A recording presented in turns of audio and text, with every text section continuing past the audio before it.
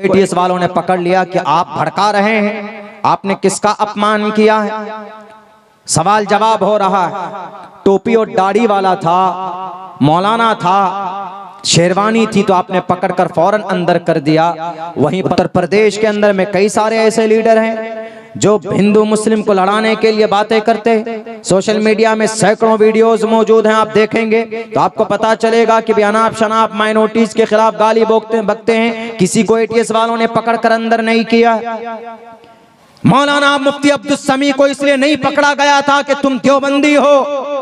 मौलाना कलीमुद्दीन सिद्दीकी को इसलिए नहीं पकड़ा गया था कि भाई आप नदवी हैं, आप देवबंदी हैं। मौलाना जर्जीस को इसलिए नहीं पकड़ा गया था कि भाई आप अहले हदीस के तर्जमान हैं। डॉक्टर जाकिर नायक को इसीलिए बैन नहीं किया गया कि आप अहले हदीस हैं, इसलिए टारगेट किया जाता है यू आर मुस्लिम। अरे जब काफिर और मुशरिक आपको मुसलमान समझते हैं तो भारत का, पूरी दुनिया का मुसलमान अपने आप को मुसलमान क्यों नहीं मानता? एक दूसरे की मदद में क्यों नहीं खड़ा होता? सवाल करना चाहिए एटीएस से कि तो कोई गलत नहीं की, इसलिए कि बेटियों की इज्जत को लूटते हैं। 17 बेटियों की इज्जत लूट कर उनके कंकाल मिलता है यहाँ मुजफ्फरपुर बिहार के अंदर। मासूम बच्ची जाती है पढ़ने के लिए, उनके ऊपर पेट्रोल डालकर जला दिया जाता है। तो ये कुत्ता नहीं है तो क्या है? ये कुत्तों जैसी सिफत है। अगर उन्होंने बोला है किसी को तो गलत नहीं बोला है। एटीएस वालों ईमानदार बनो, देश के मुजरिमों को पकड़ो। आपकी हथकड़ी विजय माल्या के हाथ में नहीं लगती, आपकी हथकड़ी मेहुल चौकसी के हाथ में नहीं लगती, आपकी हथकड़ी और दूसरे बाल मुकुंदाचार्य के हाथ में नहीं लगती जो देश के कानून और संविधान के खिलाफ बोलते। एक मौलाना, एक टोपी और दाढ़ी वाला जो सुन्नत रसूलुल्लाह का गुलाम है, जो आशिक़ रसूल है, जो अमन की बात करता है, जो सुकून की बात करता है, उनका मतलब यही था कि आज जुल्म का बाजार गर्म है। आज हर तरफ देखो तो जानवरों के बिल मुकाबिल इंसानों की कोई कीमत नहीं रह गई है। जानवरों को पूजते हैं लोग, इबादत करते हैं, और इंसानों को लोग मारते हैं तलवारों से। ये कुत्तागिरी नहीं है तो क्या है? इस हैसियत से अगर उन्होंने बोला है तो ये गलत नहीं है। दुनिया के किसी भी विद्वान से पूछ लीजिए जाकर के आप। लेकिन मेरे भाई और मुसलमानों, इबरत का मकाम तो हम लोगों के लिए कि ये सब कुछ हो रहा है, अल्लाह की मदद नहीं आ रही है। तो अल्लाह की मदद वहीं रुकी हुई है कि मुसलमान बटा हुआ है और मुसलमान बुरे रास्ते पर चल रहा है। न नमाज मुसलमान पढ़ता है, न मस्जिदें आबाद मुसलमान करता है, और न कोई लायहाय अमल है अपनी ज़िंदगी गुजारने की मुसलमानों की। तबीयत बड़ी खुश हुई जब पता चला कि 27,800 रुपये यहाँ के यंग जो युवा क्लब के नौजवानों ने पेश की। बड़ी तबीयत को खुशी मिली। इस मिल्लत और इस तकदीर के नक्शे को अगर कोई चेंज कर सकता है, इस देश के सिस्टम को, बुरे सिस्टम को कोई बदल सकता है, इस कौम की खोई हुई इज्जत अगर दोबारा कोई वापस ला सकता है तो वो सिर्फ हमारे जवान हैं, अगर वो सही रास्ते पर आ जाए तो। कोई लाहे अमल नहीं हमारे नौजवानों का। ये जनवरी है, ये फरवरी है ना, फरवरी की 14 तारीख की तैयारी भी से हमारा जवान कर रहा होगा। वैलेंटाइंस डे गिफ्ट गैर महरमों के लिए।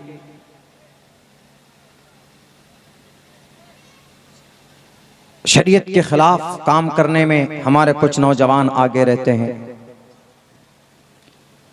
जुल्म के खिलाफ बोलना सीखो और अपने अल्लाह जिससे राजी हो वो काम करो। 24 घंटा वो काम करो, कहीं पर जुल्म होता है तो उसके खिलाफ बोलो। डरो मत कि नहीं जनाब कुर्सी इख्तिदार पर बैठा हुआ एक बड़ा अहंकारी इंसान है, किसी की उसको नहीं सुनता है, फौरन हाथ में डालकर जेल में डाल देता है। कोई बात नहीं, हर हिटलर का खात्मा होता है, हर जालिम का अंत होता है और बुरे तौर पर होता है। फिरौन से बड़े हैं, कारून से ज्यादा पैसा है इनके पास, नमरूद से बड़ी बादशाहत है पूरी दुनिया में, सद्दात से ज्यादा ताकतवर है, हिटलर से ज्यादा इनके हिटलर पता है हिटलर इतना जालिम क्यों था? जब वो बोलता था तो बहुत तेज बोलता था, सामने वाला जो भी रहता था एकदम बिल्कुल खून गर्म, आओ मैदान में लड़ो। वो हिटलर, पता मौत कहाँ थी उसकी मौत हुई थी बैतुल खला में, शौचालय में मरा था वो। उसका सर शीट के अंदर था, जिसपे जो गंदी जगह होती उस जगह पे था। वो हिटलर इंसानों का कातिल। कभी भी ज्यादा दिन तक कुर्सी इख्तिदार पर जालिम लोग नहीं बैठ सकते। इसीलिए मुसलमानों, अल्लाह ने आपको बहुत बेहतरीन शरीयत देकर भेजा है। हम अपने अमल को दुरुस्त कर लेंगे तो इंशाअल्लाह तबारक व तआला ये जो बुरा साया है, जो बुरा वक्त है अभी इस वक्त हम लोगों के लिए, ये कम से कम टल जाएगा आने वाले ज़माने में। लेकिन हमको अपना अमल सुधारना होगा। ज़हरल फसाद फिल बर्रि वल बहरि बिमा कसबत ऐदिन नास। इंसानों के बुरे आमाल की वजह से, बुरे करतूत की वजह से इस तरह का काम होता। और हमारे हिंदुस्तान के अंदर हिंदू भाई, एक बात बताना चाहता हूँ, हमारे हिंदू भाई बहुत सीधे साधे, लेकिन कुछ लोग उनमें ऐसे हैं ना वो शास्त्र को ना मानते, न शास्त्र को ना मानते, न संविधान को मानते। कैसे? जैसे अभी राम लल्ला का क्या हुआ, वो क्या बोलते हैं उसको, प्राण प्रतिष्ठा। प्राण प्रतिष्ठा हुआ। प्राण प्रतिष्ठा का मतलब जब होता है जब मंदिर बनकर तैयार हो जाए, पूरा एकदम, कहीं कोई जगह वो ना हो। अगर अधूरे मंदिर में अगर प्राण प्रतिष्ठा करेंगे तो बकौले शंकराचार्य, चारि शंकराचार्य हैं, उस मूर्ति की प्राण प्रतिष्ठा नहीं हो सकती। प्राण प्रतिष्ठा का मतलब रूह को, आत्मा को मूर्ति में डालना। प्राण प्रतिष्ठा का यही मतलब होता है। तो जिंदा होना चाहिए। तो बाबरी मस्जिद में राम लल्ला क्यों नहीं जिंदा हुए? प्राण प्रतिष्ठा हो गया तो जिंदा नहीं है।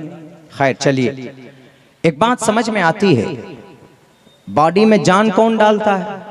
ईश्वर डालता है, अल्लाह डालता है। हमारा कुरान में है, हजरत आदम को जब अल्लाह ने बनाया, फैदा सब्बैतुहु व नफख्तु फीहि मिन रूही फक़ऊ लहु साजिदीन। जब अल्लाह कहा जाता है कि हजरत आदम को, कुरान में है कि अल्लाह ने अपने हाथों से बनाया उनके जिस्म को, व नफख्तु फीहि मिन रूही, और अल्लाह ने अपनी जान डाली, व नफख्तु फीहि मिन रूही फक़ऊ लहु साजिदीन। उन्होंने फिर सजदे किए।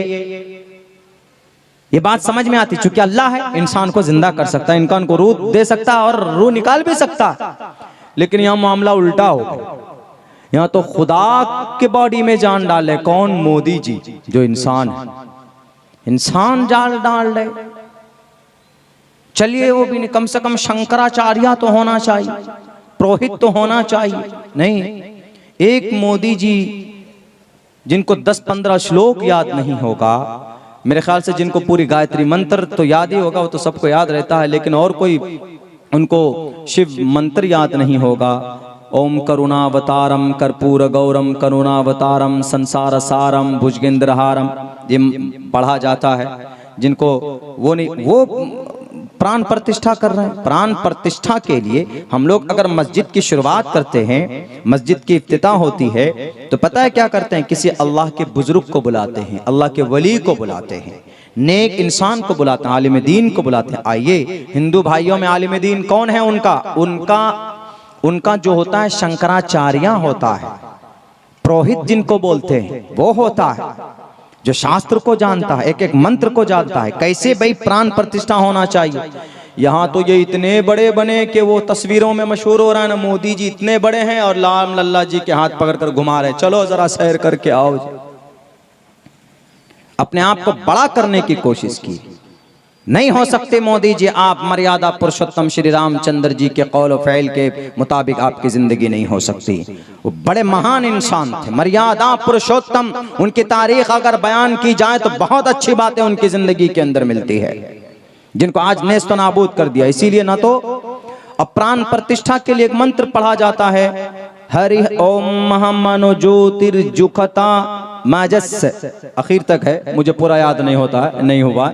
ये मंत्र पढ़ा जाता है। ये मंत्र उस दिन नहीं पढ़ा गया है।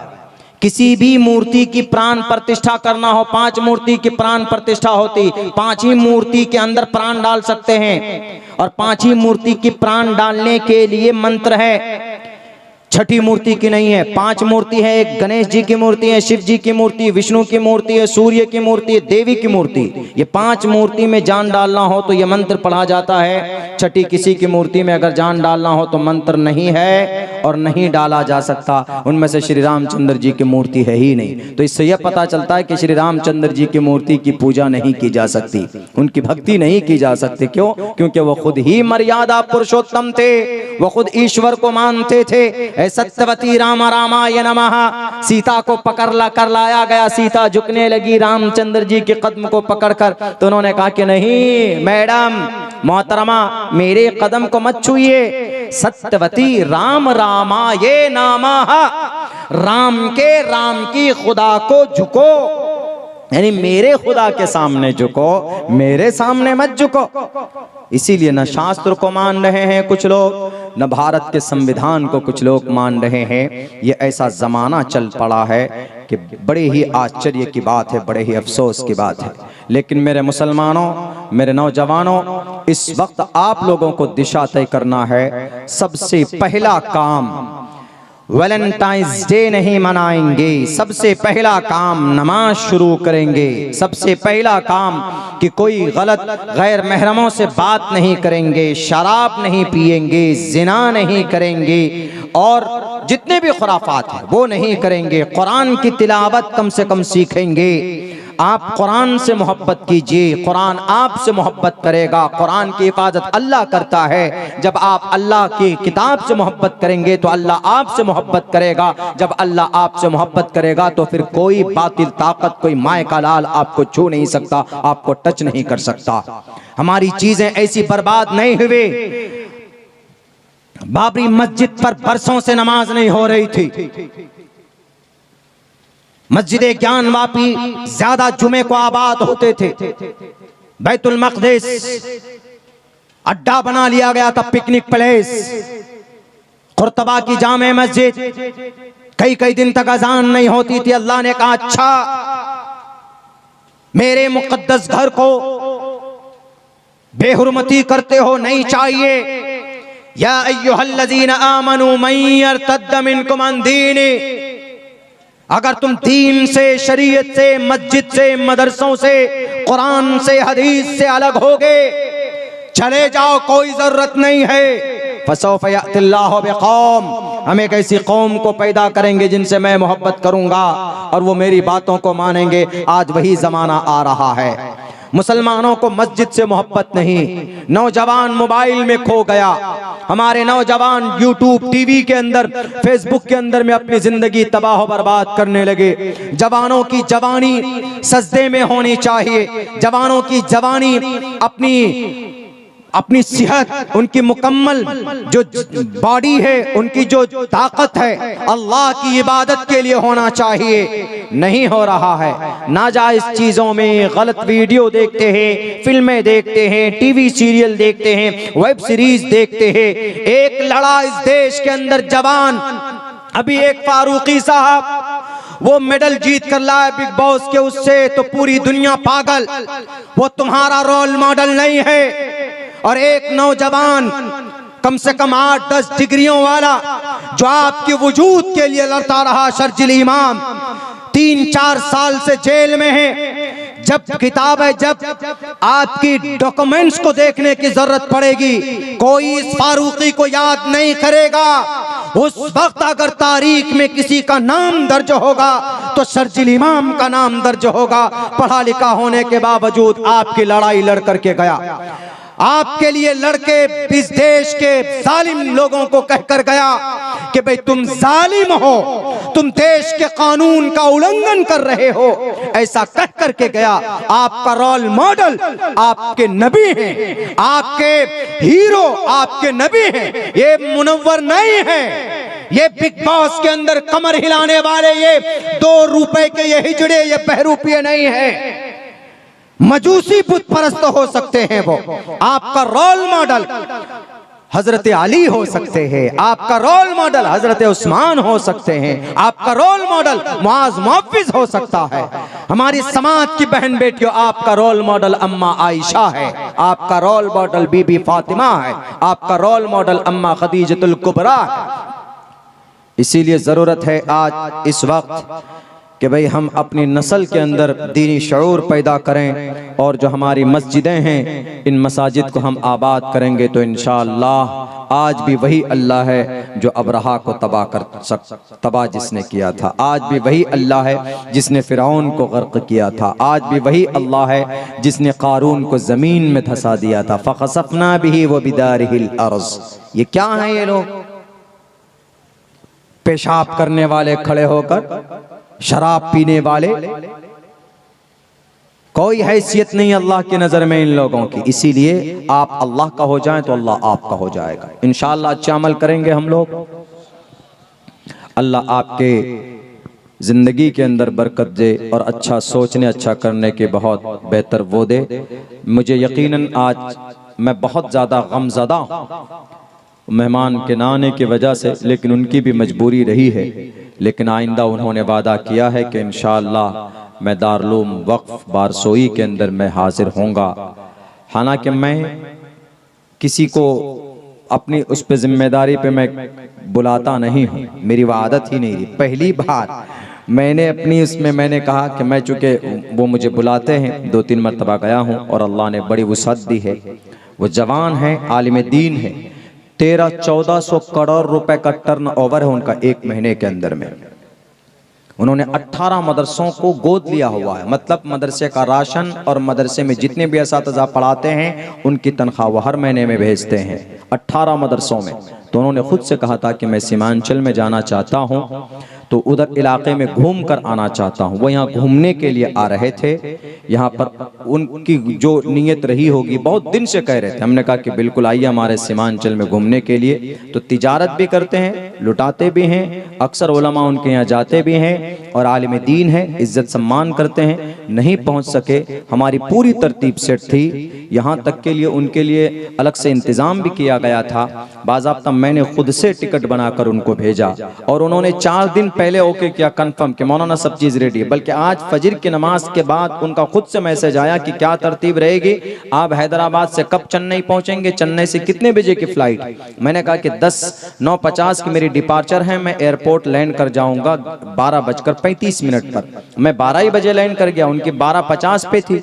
लेकिन जब वो फ्लाइट नहीं वो पहुंची, वो नहीं आए, तो उसके बाद सिचुएशन के बारे में हमको मुकम्मल तौर पर यकीन हो गया कि नहीं पहुंच पाएंगे, क्योंकि सुबह जस्ट डिपार्चर से कुछ ही देर पहले मैसेज आया कि मौलाना मैं वापस जा रहा हूं, ऐसा ऐसा मसला आ गया। तो बहरकैफ इनसे भी बड़े बड़े वाक़यात ऐसे हो जाते हैं कि भाई आदमी की तरतीब बदलनी पड़ती है। तो कोई मसला नहीं है, अल्लाह की कोई मसलियत रही होगी। बाकी मैं यकीनन काफ़ी कबीदा खातिर हूँ, मैं गमज़दा ख़ुद भी हूँ और मुझे पता है कि अराकीन जलसा को, खुसूसन क़ारी साहब को, जो जब मेहमान ख़ास नहीं आते हैं, जो दूल्हा नहीं आता है प्रोग्राम का, तो भाई थोड़ा दिल पे वो गिरा गुजरता। लेकिन आज के इस जलसे के दूल्हा वो 3 बच्चे थे जिनके सर पर दस्तार फजीलत बांधी गई। उनसे बड़ा इस जलसे का कोई मेहमान नहीं और किसी का सम्मान नहीं। अल्लाह से दुआ करता हूँ कि अल्लाह तबारक व तआला कहने सुनने से ज़्यादा अमल की तौफीक दे। भाई मुख्तसरन दुआ हो जाएगी, कोई दुआ कराएंगे, उसके बाद आप लोग यहाँ से जाएं। बहुत बहुत शुक्रिया, जज़ाकल्लाह। अस्सलामु अलैकुम व रहमतुल्लाहि व बरकातुहू। हाँ, दुआ करवा दीजिए।